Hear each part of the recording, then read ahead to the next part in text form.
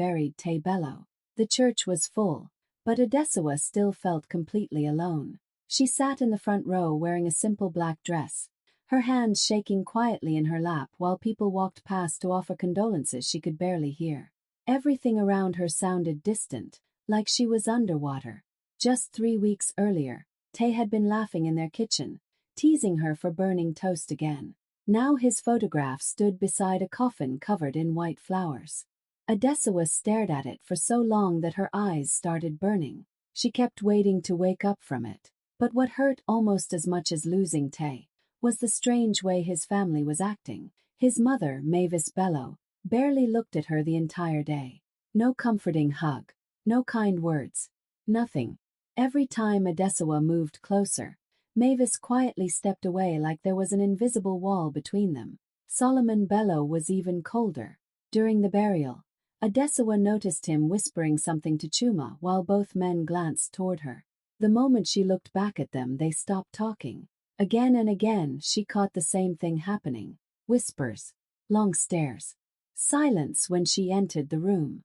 At first, she told herself it was grief. Everyone mourned differently, but deep down, something felt wrong. After the service, families gathered outside the church under white tents while soft rain began falling over Nairobi. People spoke in low voices, but every conversation around Adesawa suddenly died whenever she walked near. One woman even gave her a pitying look before quickly turning away. That was the moment fear slowly crept into her chest. Not fear of losing Te. She had already lost him. This felt different. It felt like everyone around her knew something she didn't. After the funeral, everyone returned to the Bello family house. The large living room that used to feel warm suddenly felt cold and uncomfortable. The curtains were half closed. The air smelled like coffee and funeral flowers, and quiet conversations filled the room. Some relatives sat on the couches pretending to mourn, while others whispered in corners like they were waiting for something. Adesawa sat quietly near the window, exhausted. Her head was pounding from crying all day. She still couldn't believe Te was gone. Every few seconds, she expected to hear his voice somewhere in the house. His laugh, his footsteps coming down the stairs. But instead, all she heard were whispers. And every time she looked up, someone quickly looked away. Mavis Bello moved around the room greeting relatives, but she completely ignored Adesawa. Not once did she ask if she had eaten. Not once did she sit beside her. It was like she was already invisible. Then suddenly, Solomon Bello stood up from his chair. The room slowly became quiet. Even the small conversations stopped. Adesawa looked up, confused. Solomon adjusted his glasses and cleared his throat like he was preparing for a business meeting instead of speaking only hours after his son's burial. Then he said the sentence that made her blood run cold. Now that Te is gone, the property reverts back to the Blood family. Silence. Complete silence. For a second, Adesawa honestly thought she heard him wrong. She blinked slowly. "What?" she whispered. Nobody answered. Chuma leaned back on the sofa with his arms crossed, avoiding eye contact. Mavis looked down at her teacup calmly, like this conversation had already been planned before Adesawa even entered the room. Adesawa felt her chest tighten. "This is my home," she said softly, almost in disbelief. "Te and I built this life together." Solomon's expression didn't change. "My son is gone," he replied coldly. "And Bello property belongs to the Bello bloodline." The words hit harder than she expected. Not husband and wife, not family, not grief, bloodline. Suddenly the strange tension from the funeral started making sense. The whispers, cold looks, distance. This wasn't just mourning. They had already started discussing her removal before the funeral flowers were even dry. Adesawa looked around the room hoping someone, anyone, would defend her. Nobody did. And in that moment, sitting in the house she once called home, surrounded by people she once called family, she realized she was completely alone. The room stayed painfully quiet after Solomon's words. Adesawa could actually hear the ticking clock on the wall. Nobody looked shocked. That was the worst part. It was obvious this conversation had already happened behind closed doors. Everyone in the room knew except her. Adesawa stared at her father-in-law, waiting for someone to say this was all a misunderstanding, waiting for Mavis to finally speak up and defend her. Instead, her mother-in-law slowly placed her teacup down and looked directly at her for the first time all evening. Her face was calm. Come. Adesawa, Mavis said softly, almost gently. You need to be realistic. Adesawa felt her stomach tighten. You have no children, Mavis continued. There is no heir connecting you permanently to this family. The words hit like a slap. Adesawa opened her mouth but nothing came out. She and Tay had spent years trying for a baby. Years of hospital visits, disappointment, private tears, and silent heartbreak. Tay had held her through every painful moment, always reminding her that she was enough. But now, the thing that once broke her heart in private was suddenly being used against her in public. Mavis leaned back in her chair. This family name isn't truly yours, she said coldly. You were Tay's wife, but Tay is gone now. The air in the room suddenly felt heavy. Adesawa looked around desperately, hoping somebody would stop this cruelty. Nobody did. One aunt quietly looked away. Another relative pretended to check their phone. Even Chuma sat there silently, like watching her suffer didn't bother him at all. Then Mavis delivered the final blow. You should start preparing to leave. Adesawa froze. Leave. Her eyes slowly moved around the living room. The framed wedding photo near the staircase.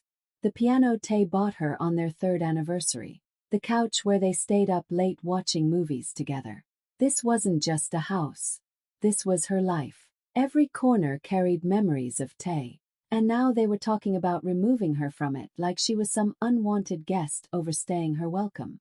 I buried my husband today, Adesawa whispered, her voice shaking. And you're already trying to throw me out. Mavis didn't even flinch. Life moves forward, she replied quietly. That sentence shattered something inside Adesawa.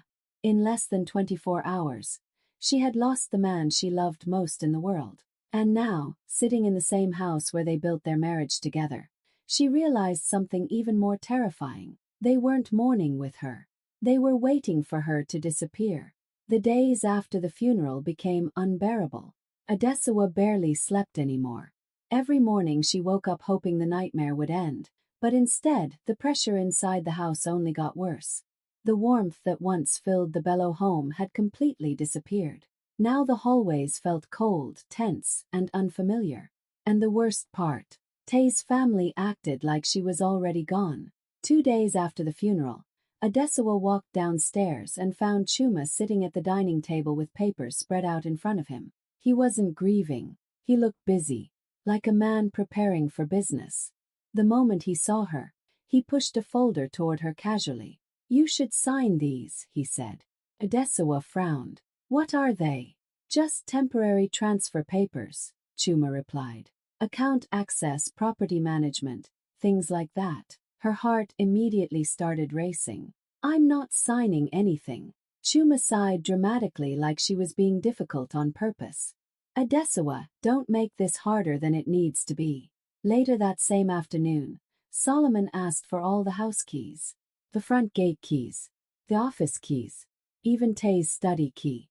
We need to secure family property properly, he said coldly. Family property.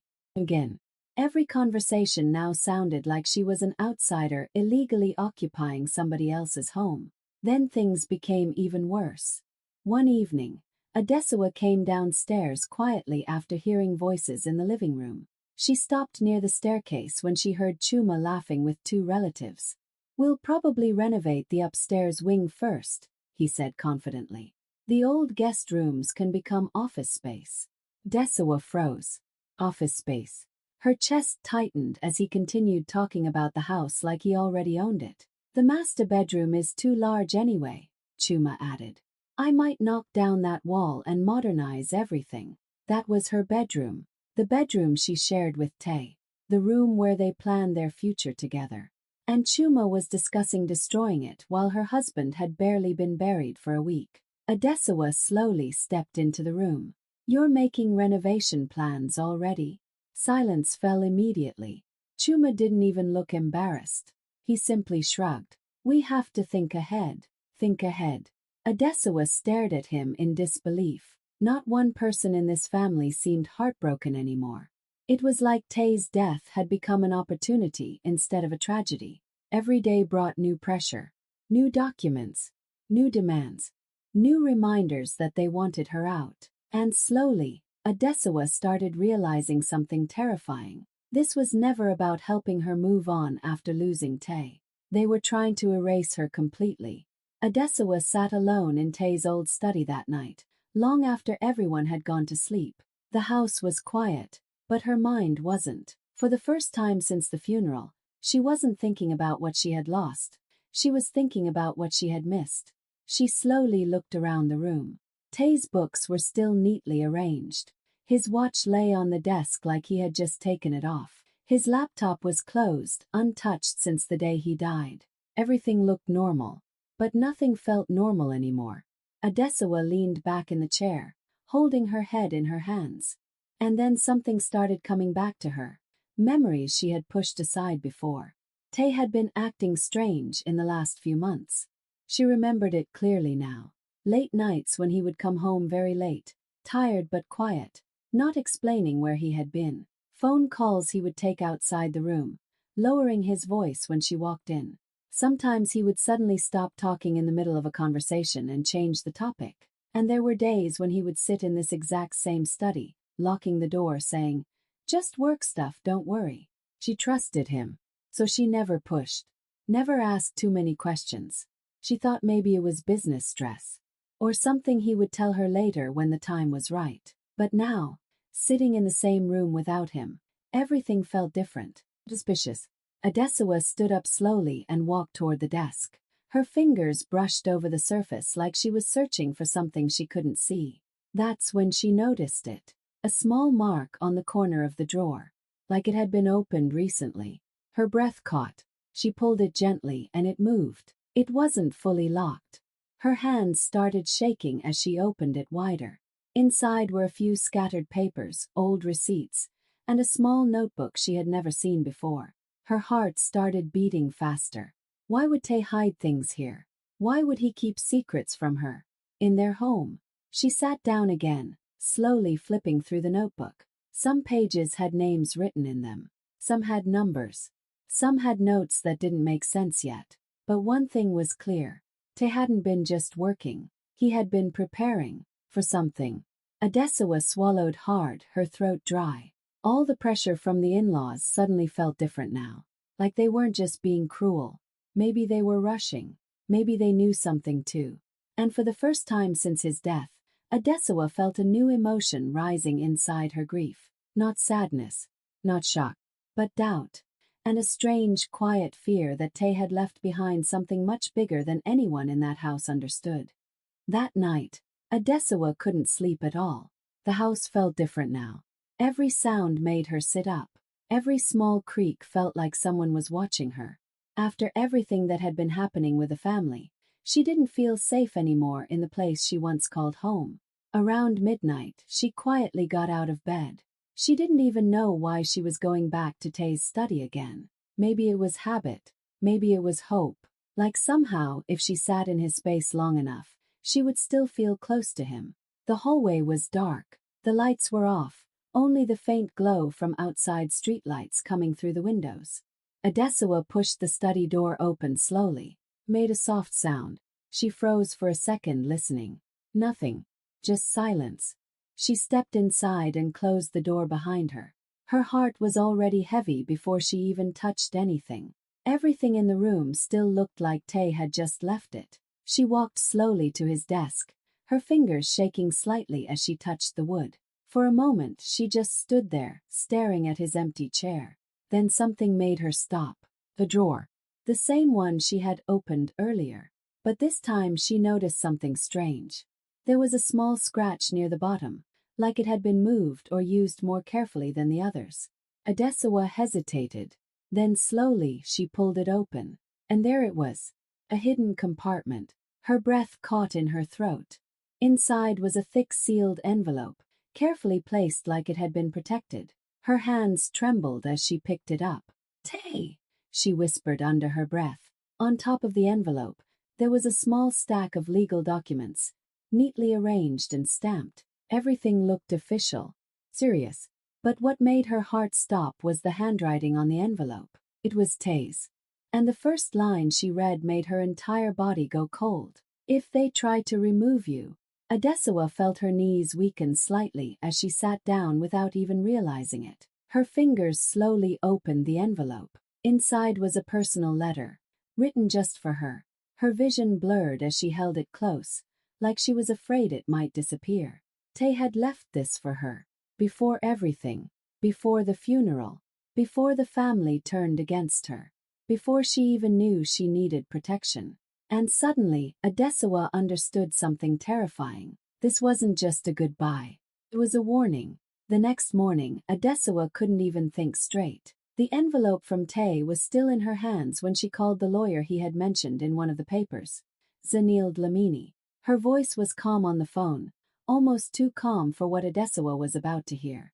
An hour later, Zanil arrived. She wasn't like the Bello family lawyer. She carried no arrogance, no cold attitude, just a black folder and a serious expression, like she already knew this conversation would change everything. The entire Bello family was also called into the living room. Solomon sat like he owned the space. Mavis looked irritated. Chuma looked confident, like everything was already decided in his favor. Adesawa stood near the window, still holding Tay's letter in her mind more than in her hands. Zanil opened her folder slowly.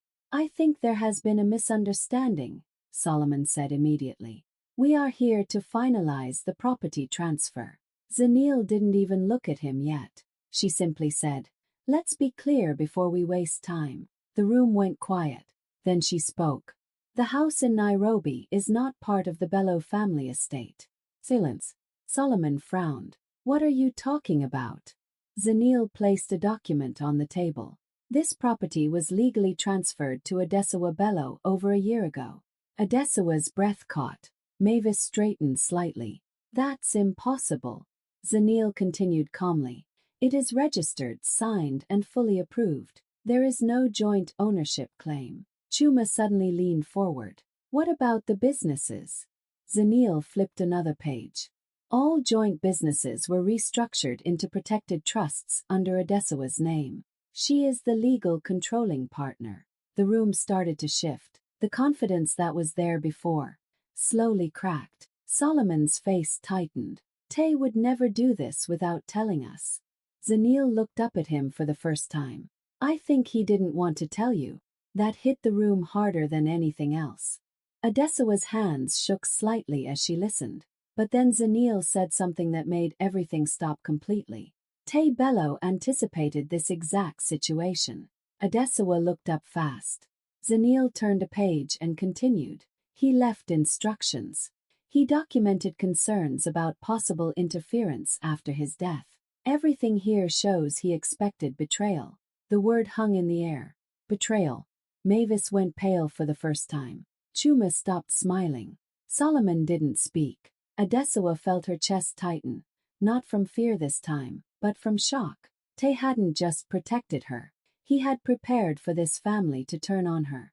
And somehow, he had made sure they would lose before they even started. That evening, something changed in Adesawa. For the first time since Tay's death, she wasn't shaking. She wasn't confused anymore. She wasn't begging anyone to understand her. She was calm. To come. She asked everyone in the Bello family to gather in the living room. Her voice on the phone was quiet but firm. No arguments, no explanations, just a simple message. Come downstairs.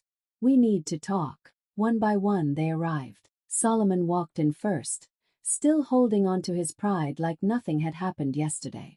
Mavis followed behind him, her face unreadable but tense. Chuma came last, looking annoyed like this was wasting his time. Adesawa was already sitting at the center table when they entered. In front of her were neatly arranged documents. The same documents Zanil had shown. But now, they were printed copies. Clear, official, impossible to ignore. Solomon glanced at the table and immediately frowned. What is this again? Adesawa didn't answer right away. She just looked at all of them for a moment. And then she spoke. Clear. No emotion in her voice. This is the truth about this house. Mavis shifted slightly in her seat. We already discussed. No. Adesawa interrupted softly but firmly. You discussed. Not me. That silence hit differently. She pushed the first document forward. This property is legally mine. Then another one. These businesses are under my control. Then another. There is no ownership claim from the Bello family. The room started to feel smaller. Chuma leaned forward quickly, scanning the papers. His confidence slowly started breaking. This can't be right. But it was. Solomon didn't speak anymore. For the first time he looked unsure. Mavis's face slowly turned pale as she read the documents again and again, like maybe the words would change if she looked harder. But they didn't. Everything was real. Everything was final. Adesawa finally stood up. I didn't come here to fight, she said quietly. I came here because you all already made your decision about me without asking. She looked at Mavis. You tried to remove me from a house that was never yours to take. Mavis's lips parted slightly, but no words came out. Adesawa turned to Solomon next. And you tried to rewrite my life in one sentence. Still silence. Then Chuma suddenly stood up, panic in his voice now. We can fix this. There must be a misunderstanding. There isn't, Adesawa said. Her voice was steady. That was the scariest part, because now she wasn't emotional anymore. She was certain. Chuma looked around the room like he expected someone to back him up, but nobody did. The control they thought they had was gone. Completely gone. Solomon slowly sat back in his chair, speechless for the first time. Mavis lowered her eyes. And Chuma, who was planning renovations just days ago, now looked like he was standing in a house that no longer belonged to him. Adesawa gently placed her hand on the documents. Everything they planned, everything they assumed, had just collapsed in front of them. The next morning, the Bello house felt different again. But this time, it wasn't Adesawa who felt small. It was them. Lawyer Zanil Dlamini arrived early, holding her black folder like she had done this kind of meeting many times before. But the tension in the room was heavier than before. Nobody was speaking freely anymore. Even Solomon stayed silent, sitting stiffly in his chair. Adesawa stood near the window, calm but alert. She already knew what was coming. Zanil opened her folder and looked around the room once. This is not a discussion anymore, she said clearly. This is an official legal update. That word alone changed the atmosphere. Official.